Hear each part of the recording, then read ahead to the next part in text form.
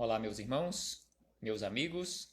Aqui estamos chegando mais uma vez para mais um momento de estudo, mais um momento de reflexões do Evangelho de Jesus à luz da doutrina espírita. E por isso agradecemos mais uma vez a este Pai de infinita bondade e amor, em especial pela vida. Agradecemos a Jesus de Nazaré por esses belíssimos ensinamentos que ele nos deixou. Agradecemos também aos espíritos amigos pelo amparo, pela proteção, pela assistência que sempre tem nos dado ao longo da nossa trajetória. Agradecemos a todos vocês que aqui se fazem presentes nesta página virtual, nesta sala virtual, para estudarmos juntos o Evangelho de Jesus. Sejam todos bem-vindos em nome do Cristo e que possamos aproveitar da melhor maneira possível estes momentos que nos foram concedidos. Graças damos a Jesus, graças damos a Deus, graças damos aos espíritos amigos. Então hoje aqui nos encontramos neste dia 7 de julho do ano de 2020 para estudarmos mais um capítulo do livro Conduta Espírita, de autoria do espírito André Luiz, através da mediunidade de Valdo Vieira. Então hoje, o capítulo 5 que estudaremos tem como título No Lar. Então hoje a temática do nosso estudo é exatamente, mais uma vez, o agrupamento familiar. Provavelmente esse assunto se repete tanto, provavelmente pelo fato da nossa necessidade de lembrarmos e relembrarmos e tornarmos a lembrar e conversarmos e refletirmos acerca da importância desta microsociedade na qual nós estamos inseridos em primeiro lugar, o lar, este local de educação, este educandário de almas.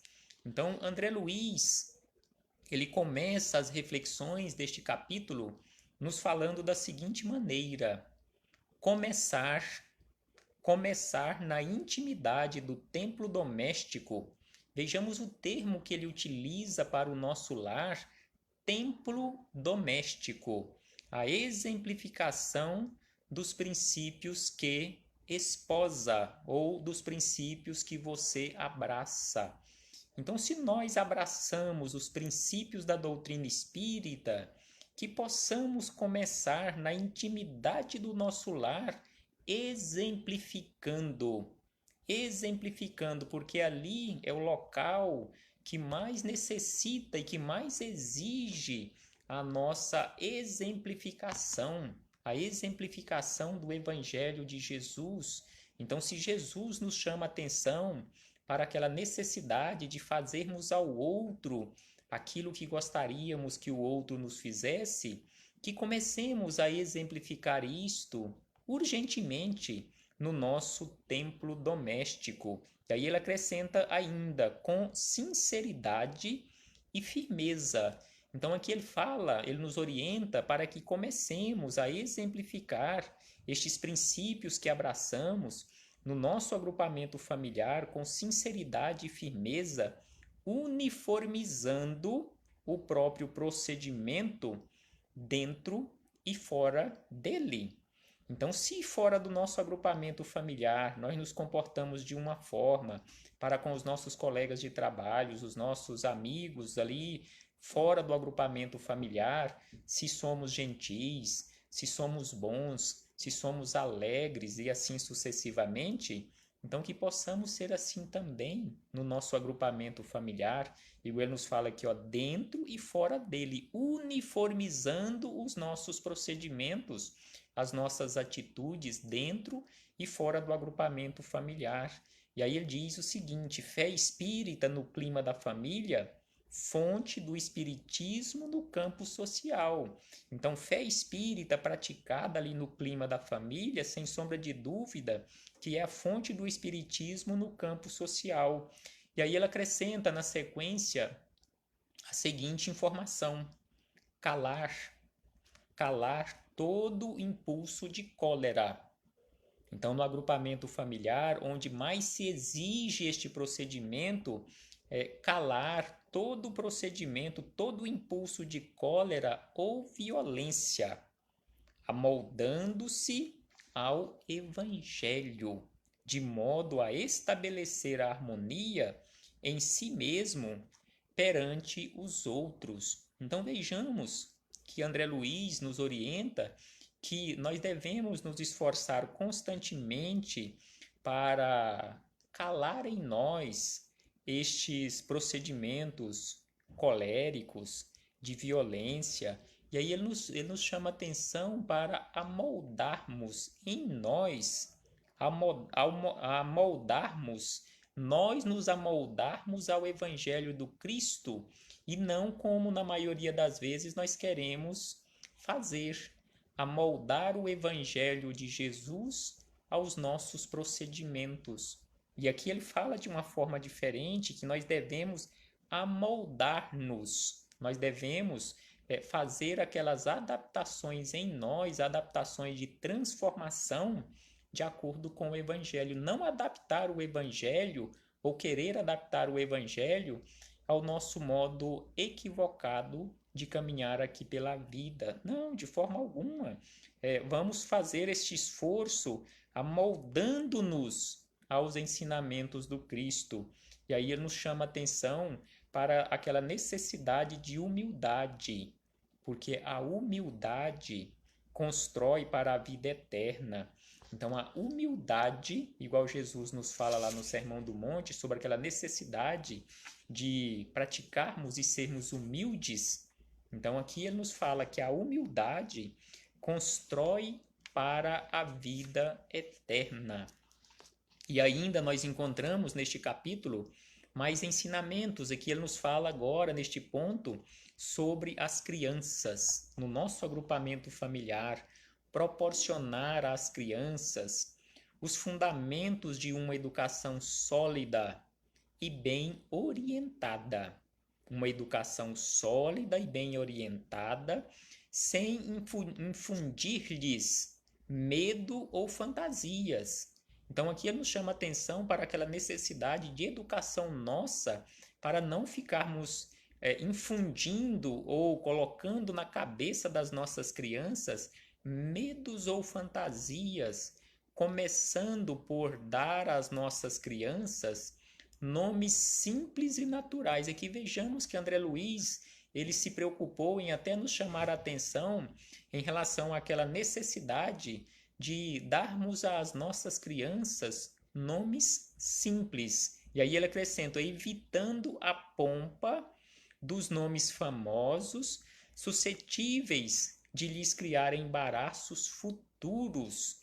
Então aqui realmente ele tem razão, porque nós temos que ter o cuidado de não colocarmos nomes complicados nas nossas crianças, que em muitas situações, igual nós encontramos no dia a dia, às vezes a pessoa pronuncia o nome dela ou nos fala o nome e nós não sabemos nem como escreve. E às vezes não sabemos nem como pronuncia quando nós vemos o nome da criatura escrito no documento dela. Tem situações em que nós não sabemos como pronunciar o nome da criatura de tão complicado que é. Então aqui ele nos chama a atenção que nós devemos, além de não colocar na cabeça das nossas crianças medos e fantasias, nós devemos começar já pelo nome ali antes do nascimento, que via de regra nós pais já escolhemos o nome antes do nascimento da criança. Então que devamos levar em consideração constantemente, igual ele nos fala aqui, procurar dar às crianças um nome simples e natural. E aí ele diz, o lar é a escola primeira. Sem sombra de dúvida que em muitas situações na atualidade, muitos de nós falamos que temos que mandar as nossas crianças para a escola para serem educadas. Mas, na verdade, a educação verdadeira não se aprende no banco da escola, das escolas oficiais aqui do mundo. Esta educação, a educação verdadeira, ela se constrói, ela se adquire, ela se amolda ali no primeiro banco da escola que nós temos à nossa disposição, que é o agrupamento familiar. As nossas crianças já têm que ser mandadas para a escola oficial aqui do mundo, as escolas oficiais aqui do mundo, né, não para serem educadas, elas já têm que ser mandadas para a escola já educadas. Na escola, ela adquirirá aquele aprimoramento intelectual, ou seja, a instrução, trabalhando conjuntamente a escola e os pais, sem sombra de dúvida que se tornará mais fácil acrescentar um tanto mais na sua educação e também a sua instrução para aquelas situações de uma profissão aqui no mundo que exige este desenvolvimento, este preparo intelectual. E aí, como ele nos fala aqui neste ponto, em relação ao lar como sendo a primeira escola de todos nós aqui na Terra, vejamos o que Emmanuel, lá no livro O Consolador, na questão de número 110, que fala exatamente sobre a educação dos filhos. Emmanuel foi questionado através da mediunidade de Chico Xavier, qual a melhor escola de preparação das almas reencarnadas na Terra? Então, este foi o questionamento que foi inserido neste número 110 do livro O Consolador. Qual é a melhor escola de preparação das almas reencarnadas na Terra?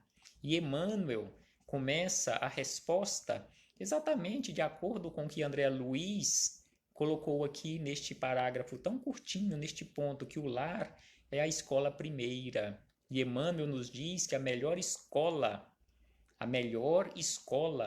ainda é o lar, onde a criatura deve receber as bases, aquelas bases sólidas do sentimento e do caráter.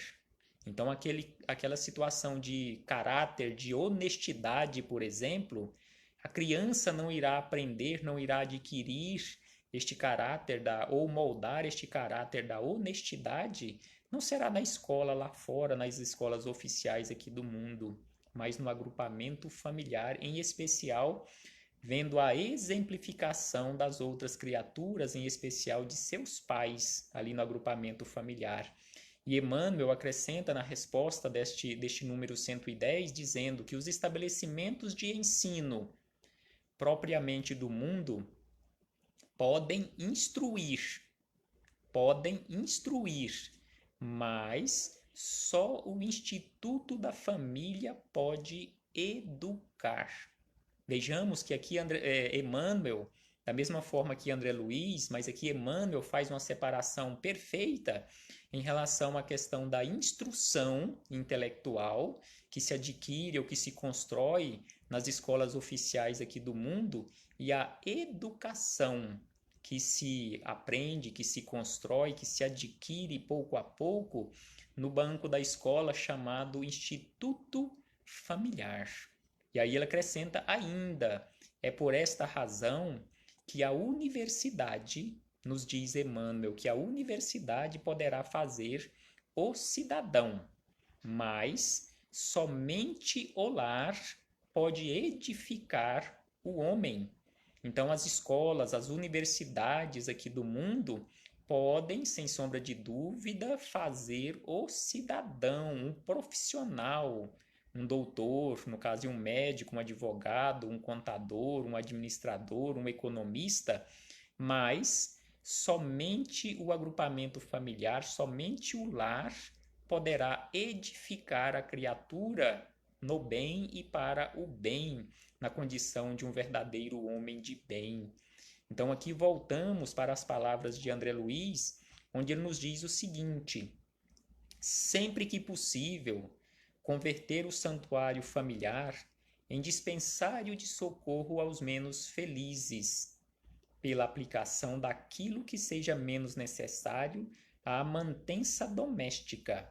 Então aqui ele nos chama atenção para aquela necessidade da prática da caridade no agrupamento familiar, em relação àquelas situações de pessoas que se encontram ali menos felizes, em maiores necessidades do que nós mesmos, em relação àquele supérfluo que nós temos nas nossas casas. Então, que possamos destinar estes recursos para auxiliar companheiros de jornada.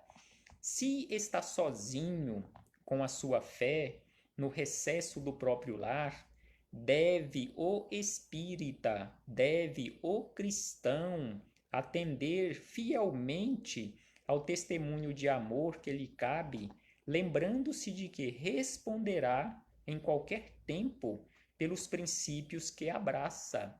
Então, se nós abraçamos os princípios da doutrina espírita, se abraçamos os princípios do cristianismo, o evangelho do Cristo à luz da doutrina espírita, por que ficarmos sozinhos com a nossa fé e não estendermos mãos fraternas e amigas para auxiliarmos companheiros de jornada?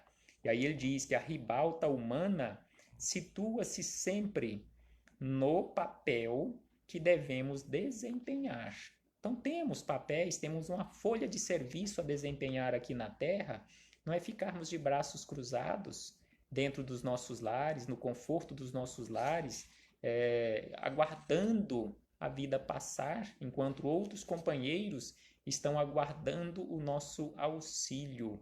Como se diz no linguajar popular, muitos de nós estamos por aqui matando o tempo.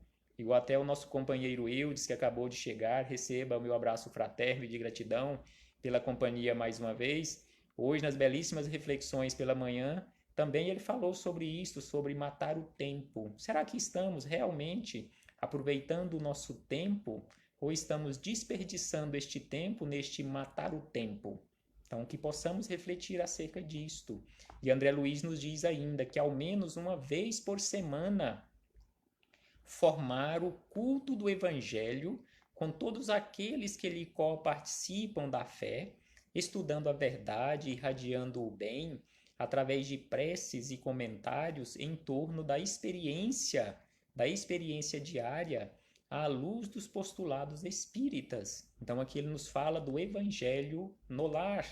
Quem cultiva o Evangelho em casa, nos diz André Luiz, que quem cultiva o Evangelho em casa faz da própria casa um templo do Cristo. Então, quando nós cultivamos no nosso lar o Evangelho do Cristo, nós transformamos o nosso lar em um santuário, em um templo do Cristo, porque constantemente estamos convidando o Cristo para estar conosco no nosso agrupamento familiar, está ali conosco nas reflexões do seu evangelho, na prática do seu evangelho, porque não adianta de quase nada em fazermos o evangelho no lar simplesmente por fazer e não nos esforçarmos em praticá-lo. Conforme Jesus nos fala, fazei esforços, fazermos esforços constantemente para entrarmos e caminharmos por esta estrada ou esta porta estreita, através daquele esforço constante de transformação.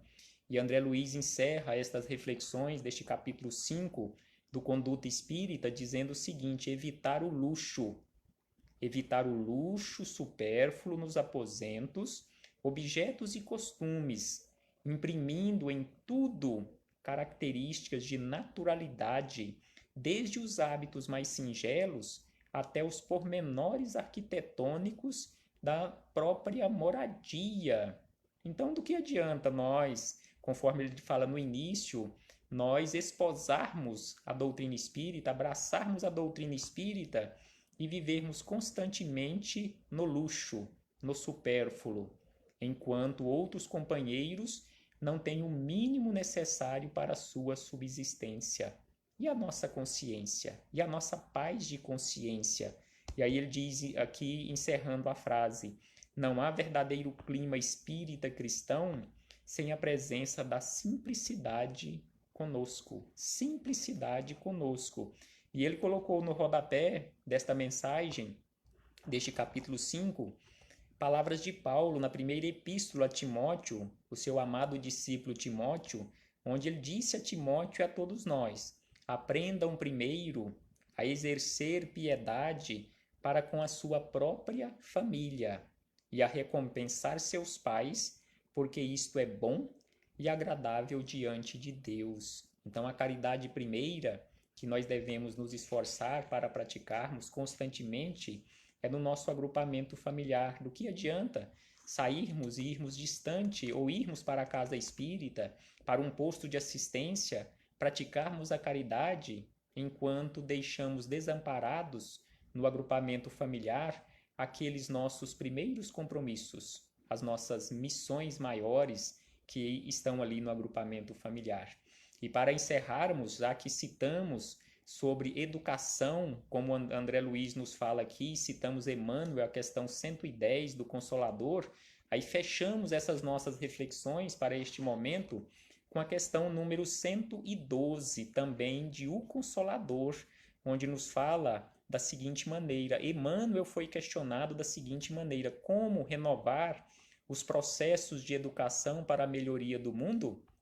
Então, este foi o questionamento feito a Emmanuel sobre a renovação dos processos de educação para o mundo. E ele nos responde assim: as escolas instrutivas do planeta poderão renovar sempre os seus métodos pedagógicos com esses ou aqueles processos novos de conformidade com a psicologia infantil. E conforme Emmanuel aqui nos fala sobre os processos pedagógicos que são sempre renovados, e realmente a gente pode observar isto, qual era o processo pedagógico para as crianças, para as pessoas da época do Cristo? Qual era o processo pedagógico utilizado nas nossas escolas há 50 anos atrás aqui no Brasil, há 100 anos atrás, 200 anos atrás aqui no Brasil?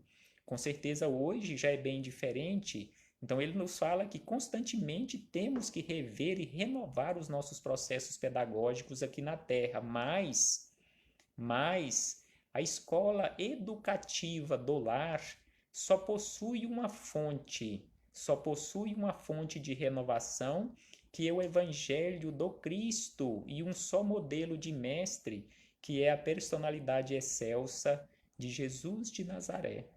Então, o Evangelho de Jesus é sempre este roteiro certo e seguro para a nossa educação no agrupamento familiar. Que possamos refletir sobre isto, meus irmãos, e não ficarmos simplesmente na reflexão, que possamos passar da reflexão para a prática, conforme nos fala Emmanuel também, lá no início do livro Pão Nosso, no primeiro capítulo do livro Pão Nosso, que possamos colocar mãos à obra e trabalharmos pela e para a nossa transformação tão urgente e necessária. Paz aos nossos corações. Muito obrigado a todos esses companheiros que foram chegando e se conectando para estudarmos juntos o Evangelho de Jesus à luz da doutrina espírita. Recebam todos o meu abraço fraterno e saudoso, e também, ao mesmo tempo, de enorme gratidão pela companhia, pelo carinho de todos, e que possamos seguir adiante, trabalhando em prol da nossa transformação e também na melhoria do mundo que nós dizemos constantemente querermos habitar um mundo melhorado. Para habitarmos um mundo melhorado, é necessário que esta melhoria comece em nós, porque a paz do mundo, conforme diz a letra daquela música, a paz do mundo começa em cada um de nós, começa na renovação das nossas atitudes. Paz aos nossos corações.